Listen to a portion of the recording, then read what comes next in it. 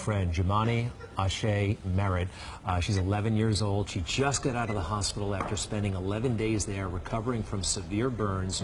She was at a friend's house a few weeks ago when her friend poured boiling water on her face.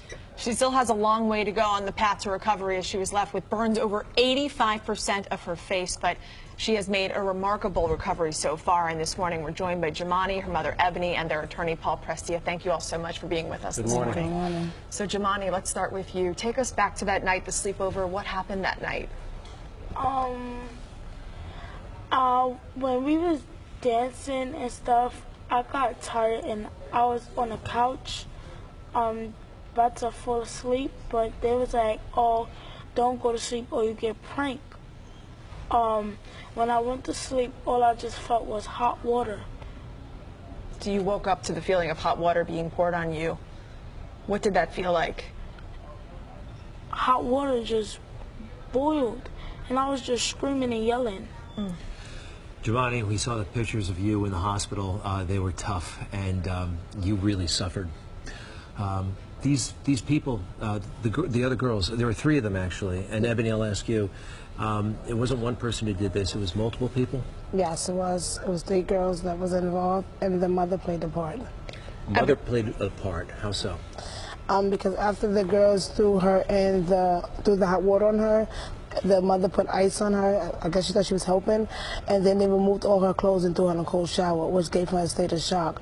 She was burnt there for about an hour and a half before they even called EMS trying to cover up their tracks.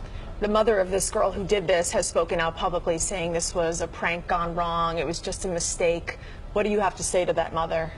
Well, I know that it wasn't a prank gone wrong. Her daughter confessed it, that she did it before with hot water from the faucet. She didn't like the results, so this time she wanted to boil it when she seen the hot water challenge. This hot water challenge that a lot of us had not heard of until this incident. Paul Prestia, you're the attorney. You think that YouTube might have some responsibility here? Well, absolutely, Greg.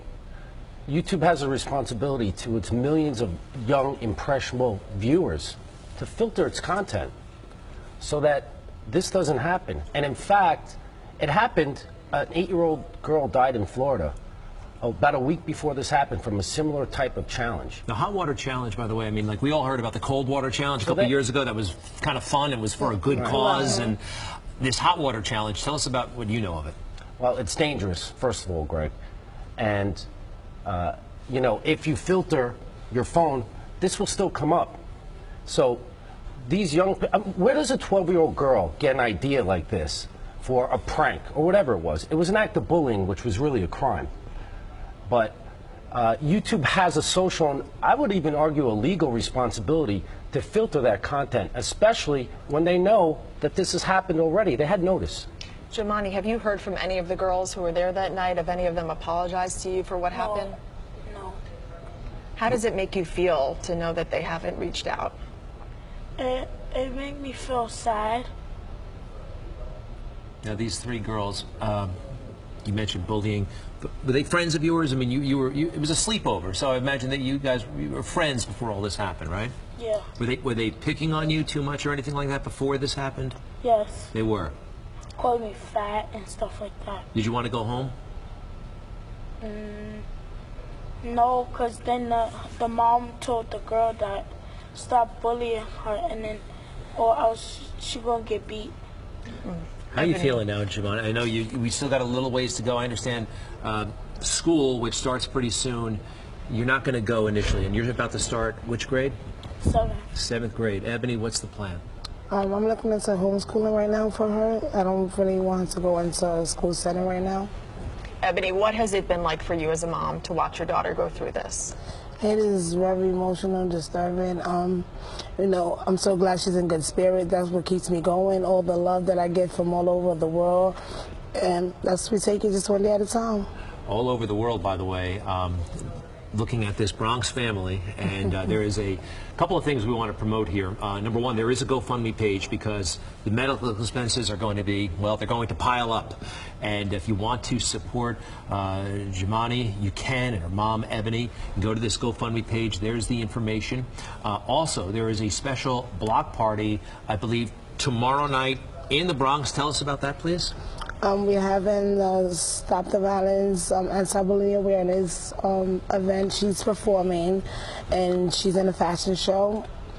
Just for good cause, want to give back, you know, get involved with the community and let them know that this is not right, that no one should ever be harmed by a vicious act like this.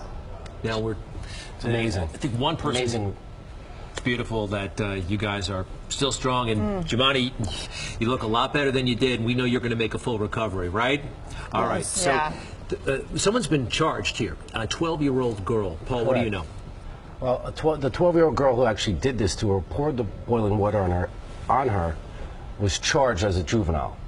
But of course, there's more justice for these scars, and we're hoping. Well, we're gonna make sure that there's a thorough investigation done, and anyone involved, juvenile, child, juvenile, or adult, be held responsible. We've heard reports that 12-year-old girl feels very, very badly about what happened. Of course.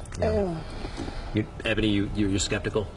Well, I'm sorry, but I think more or less it's like a cover with the mom. I don't really think that, you know, the mother contacted y'all, so she wanted y'all to hear her story. She wanted to get it out there evidently, but it's all a cover up. I just need them to be responsible. That girl stayed burned for an hour and a half before you wanted to call EMS.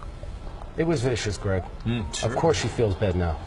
Jumani, you spent 11 days in the hospital. You're now out. You're making a recovery. How have you been able to remain positive through all of this?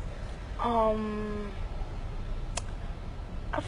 feel good and that I'm home already because I just feel good and great and stuff like that. And you're excited to get back to doing the things you like to do. Yes. We know you like to dance. We know you like music. What else do you like to do, Jumani? Be on my phone. Be on your phone. Me too. You and Rosanna should. She loves to be on her phone. We all do. We're all addicted.